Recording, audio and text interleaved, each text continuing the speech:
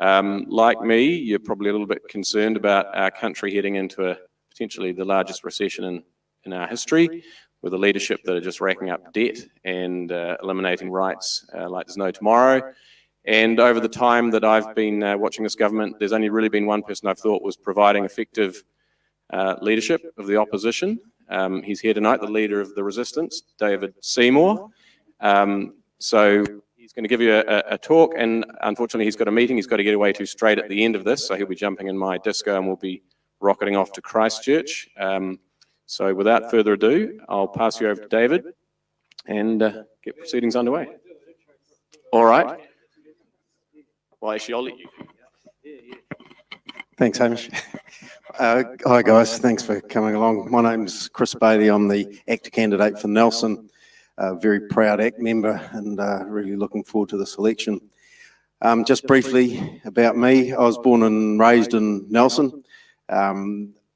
Left school in 1979, worked for a couple of years, went through university in Victoria in Wellington. I got a music and an English degree and decided I'd go teaching. Started teaching in 1986. Since then, the last 34 years between then and now, I've carried on my teaching career, but I also had a 14-year stint in the New Zealand Police, working in Auckland, Wellington and Nelson. I did a lot of youth aid work in the police and got a good understanding of youth. It's certainly a passion.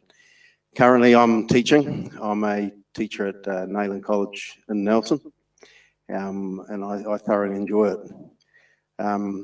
Actually, I've probably got the best job in the world, and I'm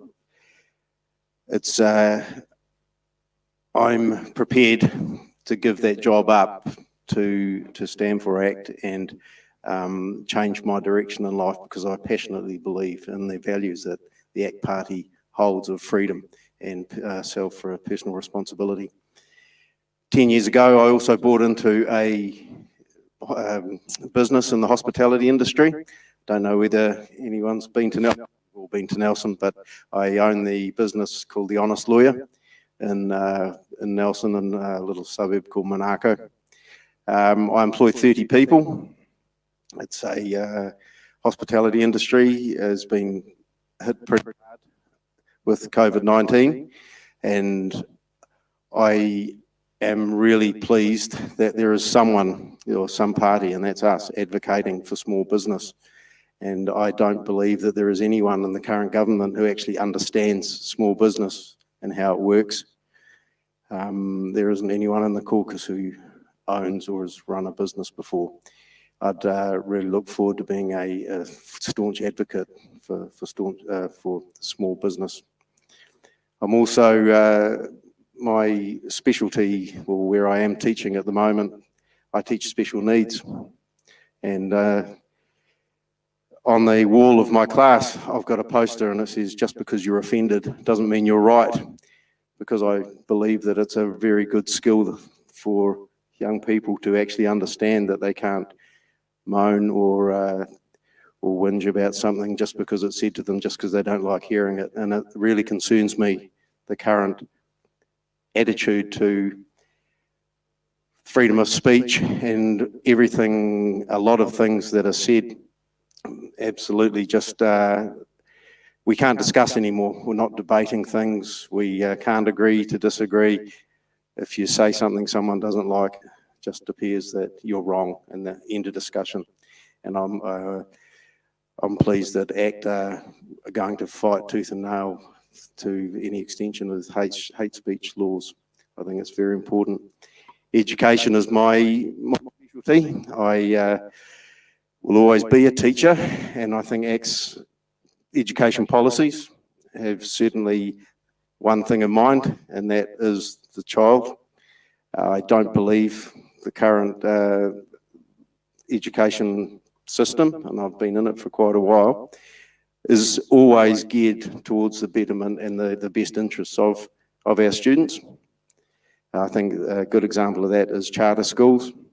Too often the unions, and I must admit I'm a PPTA member, merely because I have never felt it fair that I reap the rewards of something that other people have put themselves out for. However, I don't entirely agree with everything that is said. And charter schools policies that this government has ended, I think really took away the opportunities for a lot of our vulnerable kids.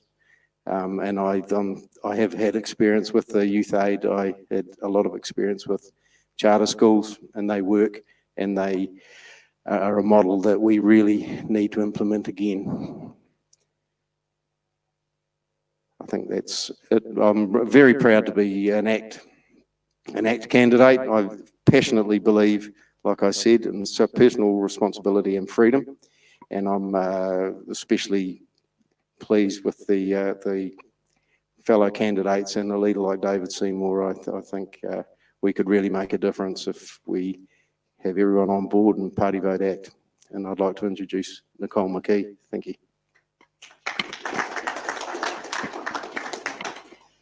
Good evening, Ashburton. Thank you for hosting us. For me, thanks for having me back. I really love this place, and I've been down here quite a bit.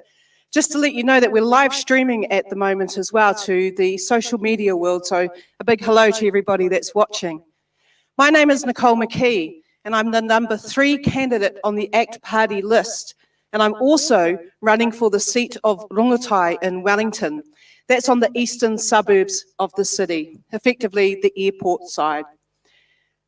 I have been a spokesperson in firearms advocacy for quite a long time.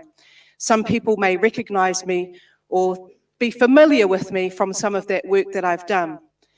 But ACT are now flying so high in the polls, it actually looks like might be able to get in there and help make a difference.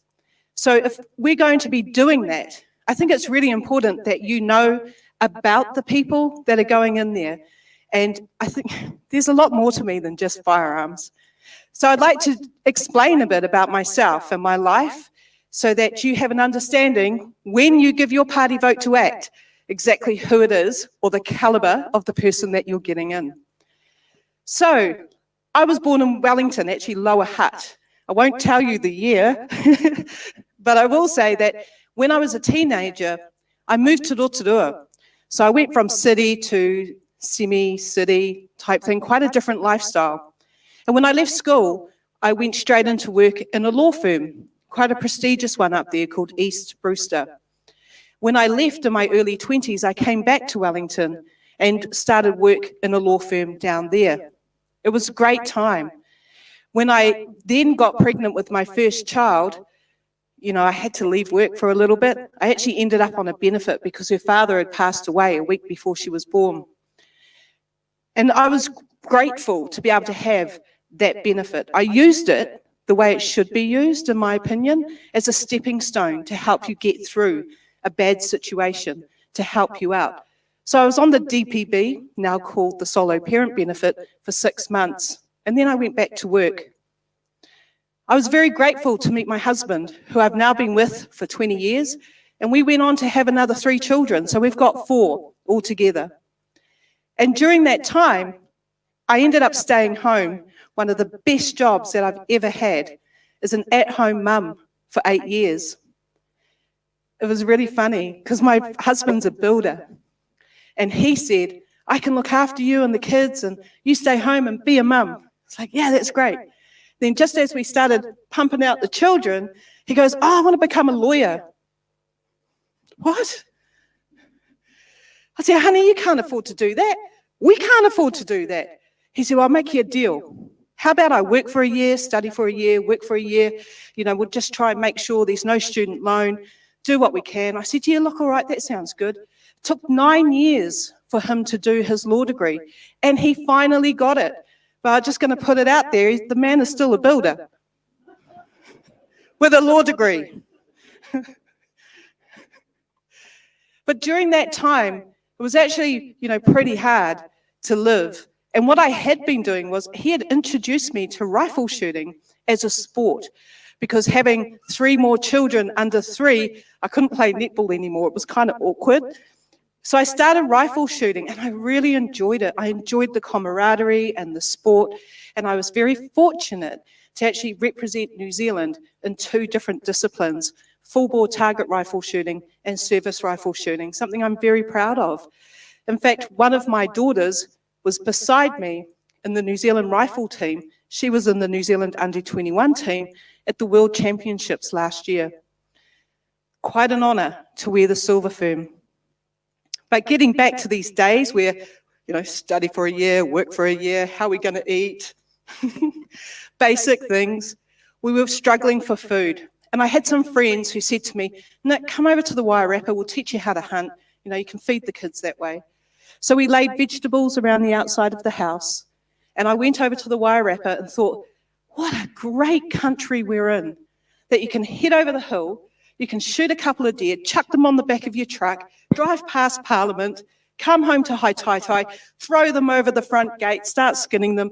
No idea what I'm doing about cutting them up, but big shout out for George Foreman minces and your vacuum packers, I must say. Fill the freezer. The kids loved it. I loved it, being able to provide for my family. When I did go back to work, I ended up doing a lot of various different things. And one of them was being a volunteer firearms safety instructor. I was then fortunate enough to become the Firearms Safety and Hunter Safety Program Manager for Mountain Safety Council. I looked after the 486 volunteer firearms safety instructors around New Zealand. In 2015, New Zealand Police and Mountain Safety Council started to instrument some changes. And I didn't agree with it. I was quite vocal about it back then. And at the time that all of those men were let go from their volunteer jobs, I was determined that I would not be a part of a change that I thought was going to make New Zealand less safe. So I left. And I ended up on a benefit again. The reason why is because it's really hard to go and get a job when someone says, what's your skill set? And you go, guns. So what I did, not wanting to stay on a benefit for too long, be innovative. That's what Kiwis do, have an opportunity. So I started my own business, Firearms Safety Specialist, and I ended up getting a contract with New Zealand Police to deliver firearms safety education in rural and isolated communities. I'm very proud to say I've actually put 3,000 people through my course with the help of New Zealand Police coming in behind us. What we have had happen in the last 18 months is a response, and I will call it an emotive, knee-jerk response to a tragic event, which needs to be recognised, but the response should be a valid one. And I don't believe that we have had that. We have been fed the lie that this new legislation, which has been imposed on us, will keep New Zealand safe. And I don't believe that it will. When I was speaking with David Seymour about some issues around the legislation, I got involved with the ACT Party after hearing their principles around property rights, around freedom of speech. At that time, we were having guys from the firearms community being blocked by Facebook for just speaking their mind. It wasn't hate speech, it was just an opinion, and they're being shut down for it. In fact, some of them were even getting visits from the police for what they had said on Facebook.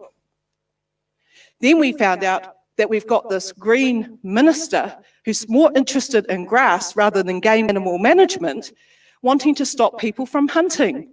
I was very quickly realizing I had been taking for granted all those things that I had when I was growing up, and that my children are going to lose this ability to think for themselves, to choose for themselves, to speak for themselves, to enjoy the property that they have, and perhaps even to be able to go out and hunt.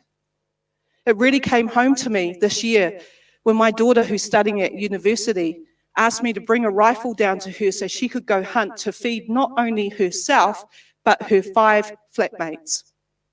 This is the New Zealand that we should be able to live in. And I want to be part of a reform as we move in to Parliament in a couple of weeks' time to try and hold those other people that are taking away these rights and privileges that we have to account. And I hope that you'll help us get there. And the way you can help is by giving us your party vote. So I'm going to leave it there because David actually does have to leave at 8 o'clock and he's got some great things that he wants to say. So I would like to introduce to you our leader, Mr. David Seymour.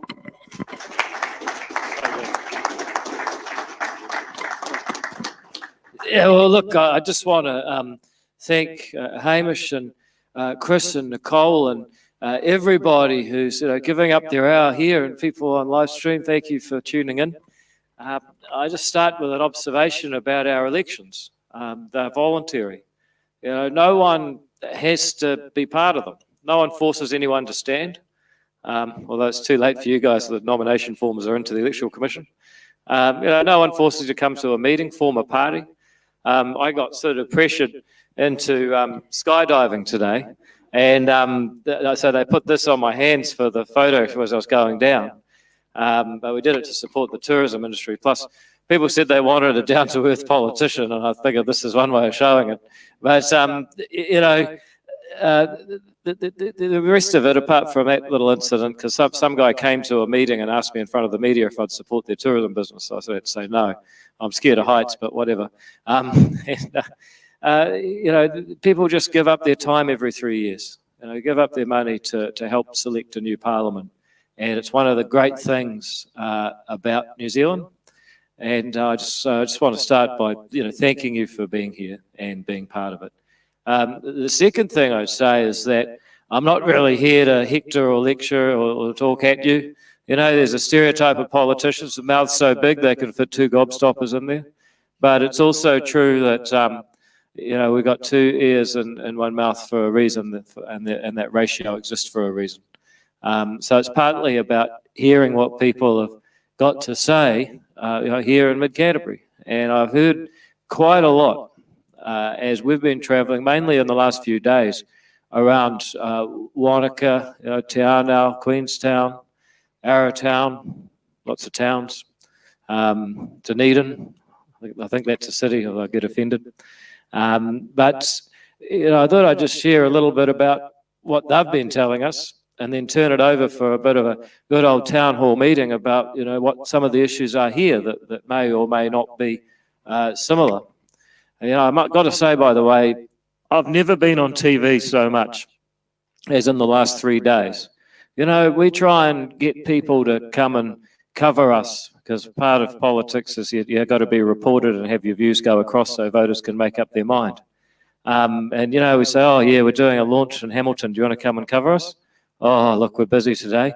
And then you did this week, they say, did you say Te Anau? Or did you say Wanaka? No problem, we'll be right there. And I follow you around for days. So it's a very good tip. If you're ever in politics and want to get some media, do all your stuff in Central Otago, it's no problem. But what people there have been telling us is, they're pretty reliant on tourism there. So they're pretty focused on the border. And they're saying, look, ultimately, you can give us all the handouts and photo ops you like, but here's the question. How do we get tourists? Because they're kind of critical to our tourism business. And I know that sounds obvious, but you try talking to the government. So, they're asking, how do we do better at public health? How do we actually lead the world? How do we safely reconnect and start getting people in ways that are actually safe, but we have an attitude that we ask what we can do, not what we can't. And then we met a lot of folks in the horticulture industry, and they were saying, look, we need RSE workers. We need people who are here on visas to be able to transfer out of the employer they're with and come and work for us. I suspect some of this might be resonating in the agricultural sector as well. And these people said, look, it's just crazy. If we could get Kiwis to work for us, we'd do it. It's not that we enjoy going through the Immigration New Zealand rigmarole. We don't do it for fun. It's just that we can't get Kiwis that want to do this. And by the way, if we can get people to fill some of the jobs we need filled, then our business grows and we employ more Kiwis in the long term. So what's the hold up? What's the problem? There's no COVID-19 in Samoa, for instance. So Samoans want to come here and work. So why can't they come here now under the RSE scheme? Those are the sorts of things that people are asking about public health and the border.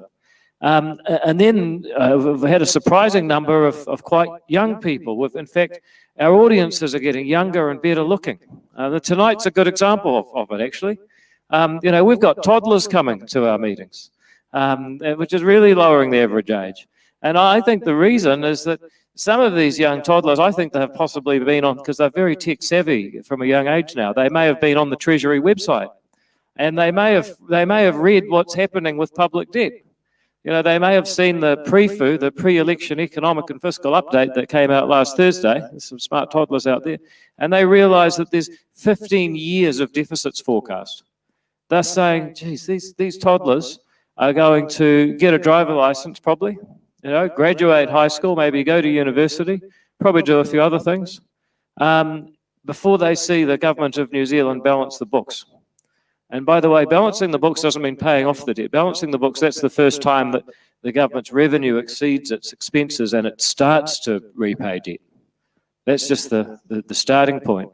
So you can imagine that people are pretty concerned about that, not just very young people, but people right across the age range, because they recognise that what's happened in the last 6 months will have decades of implications because we've done it through borrowing. And ACT has released a website, which is a bit of fun, but also very serious, and that's our debt destroyer. Some Labour MPs have gone on there and they've been shocked.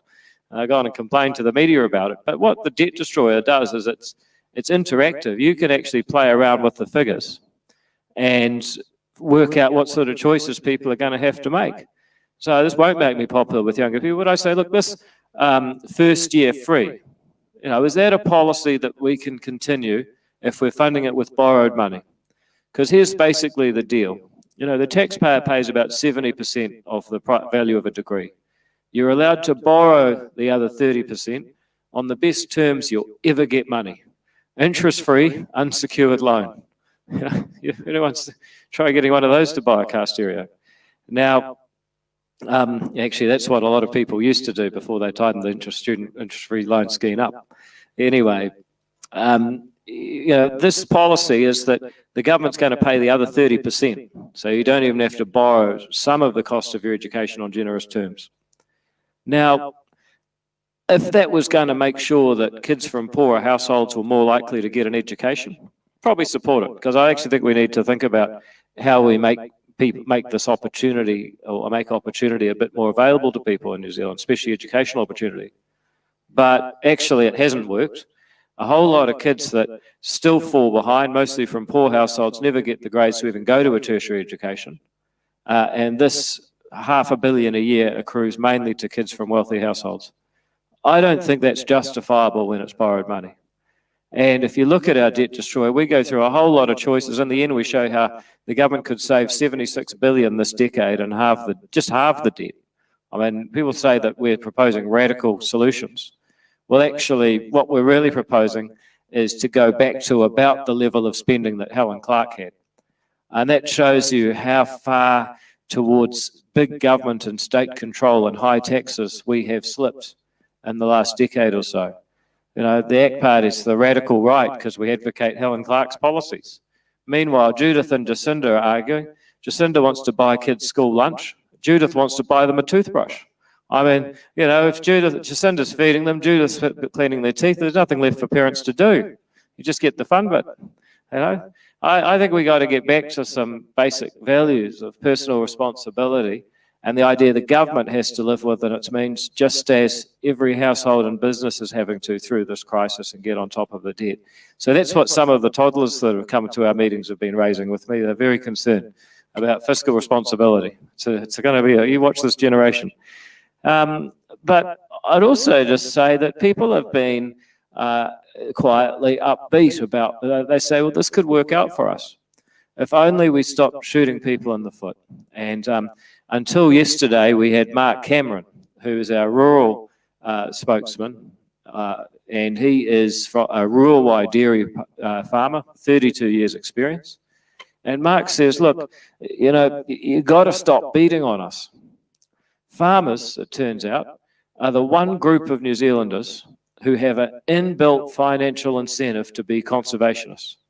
Think about it. How much money you make next year is somewhat related to how carefully you look after your land and animals this year. So people think that farmers are out there trying to destroy the environment. Why the hell would they do that? They own the environment. Well, at least those in the bank, they in the bank, own a substantial piece of land that is their livelihood. And so farmers don't want stock wandering around in rivers. They fence them. They do riparian planting. Farmers don't want to lose their nutrients into the river because it's valuable. So they don't want to lose money. Farmers actually are the most conservationist-minded people in the country, and yet the party that talks about the environment is the one that spent the last 15 years demonising them. Mark will tell you the story. His daughter went to school, a school that he and his wife work and pay taxes to fund, came home and said, "Can you help me with my essay? What's the topic?" The topic was she had to write an essay about not if, but how her parents were destroying the environment. That's child abuse. And if that's what, this is a school in rural New Zealand, in rural Northland, that is actually governed by a board of trustees elected by largely farmer parents. Imagine what kids are being taught in urban schools. We've got to stop beating on farmers. So we released our rural policy a few days ago, and among other things, we said, look, you've got to get away from these restrictions on winter cropping and pugging down south. You've got to get away from a zero carbon bill that is not a fair deal for New Zealand. You've got to replace an RMA that basically makes you a tenant on the council's property. You just have to pay the mortgage. You've got to get back to a stage where New Zealand actually has competitive, empowered and respected agricultural sector. We need to take some of this newfound recognition from COVID. Suddenly people realise having farmers is pretty good. They can provide food and export receipts when no one else can. But that recognition hasn't flowed through. Actually, what's actually happened is that the government, if anything, has intensified the beatings. So that has come up a lot in the lower half of the South Island, and understandably so. I think the other thing that's actually come up quite a lot is child poverty. A lot of people have been asking about child poverty. And, we've been having the discussion about welfare. There's one statistic that always strikes people, and it's this. Did you know that 1 in 8 kids in New Zealand is born onto a benefit? Now, you think about that for a moment. I mean, my friends are at a stage where they're having kids in their mid to late 30s, and they are people who wait, save and sacrifice so they can bring kids into the world in a stable environment. And, I've got to say, there's a major problem with middle New Zealand, you might call it, where they're actually spending a lot of money on fertility treatments because getting into a position where they're able to have kids means that they've left a lot later than probably biologically you should. The idea that you have kids when you didn't even have a job and depended on a benefit to live, is just extraordinary. But there are now 2 peaks in the age of first childbearing, one in the early 20s and one in the early 30s. And that is a real problem. That is not an equal and inclusive New Zealand, that's 2 New Zealands. So we've got to get on top of this. And our welfare policy is that if you need a benefit, and I thought Nicole explained why people may need benefits from time to time, there should be a service like that, then it should be there. But also, if you keep having kids while on a benefit, then we would use electronic income management. You get a card that monitors and controls what you spend taxpayer money on. And the extraordinary thing about it's been trialled in Australia, expenditure on baby food and nappies went up, and expenditure on booze and gambling went down. What a predictable result and great outcome for those kids. I think that's the kind of thinking that we're going to need. But it's also about education. Chris talked about charter schools. It's a funny old world. Someone said on Twitter, where occasionally good things happen, very occasionally, that charter schools were the most progressive social policy aimed at helping disadvantaged children in a generation, brought to you by the ACT Party. Quite extraordinary. there should have been one in Canterbury, but this government cancelled the contract for a second Vanguard military school. What a shame that the government doesn't have the best interests of kids at heart. And actually, I think the reason people are raising this is that this is the Prime Minister who made herself the Minister for Children, so she put children at the centre for everything.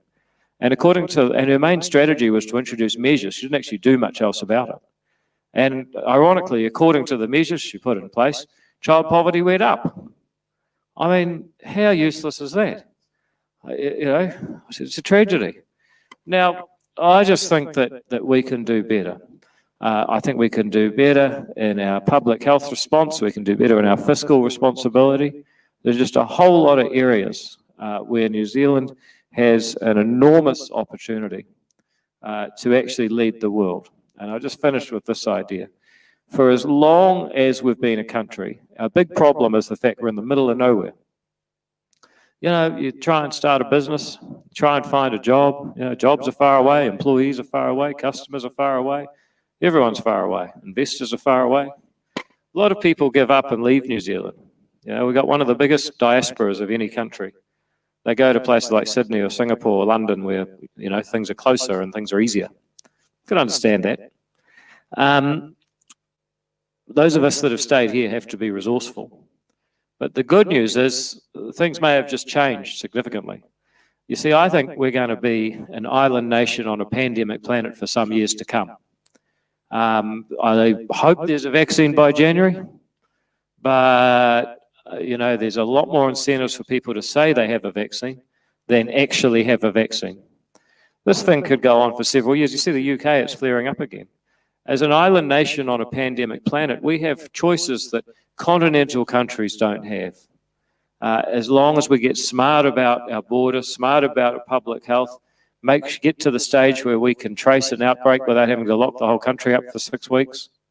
If we get to the stage where we let passport holders through the border, so why not people that are coming for economic reasons as well? We've got to scale it up and keep it just as safe. If we can get those things right, we can get on top of the debt, and we can stop introducing regulations that shoot ourselves in the foot, because you know the firearms that Nicole mentioned is a high-profile example, but it's no different to what's happened to farmers or landlords or the oil and gas industry. It's the same basic idea of using regulation almost as a kind of political warfare of one group against another. It sort of reminds me of the fact that we share 99.5% of our DNA with chimpanzees. That's all it is, good old-fashioned warfare amongst groups using the regulatory state as a tool. And it's making us more divided, and it's making us all poorer. I think we can do a lot better than that. And that's one of the reasons I'm standing for ACT in favour of the basic dignity of every single individual. And I want to bring more of these folks into the Parliament and have more people speaking that kind of language. Anyway, that's enough. I did say that I follow Confucius, who in Confucius once said, short speech by a politician, great mercy for audience.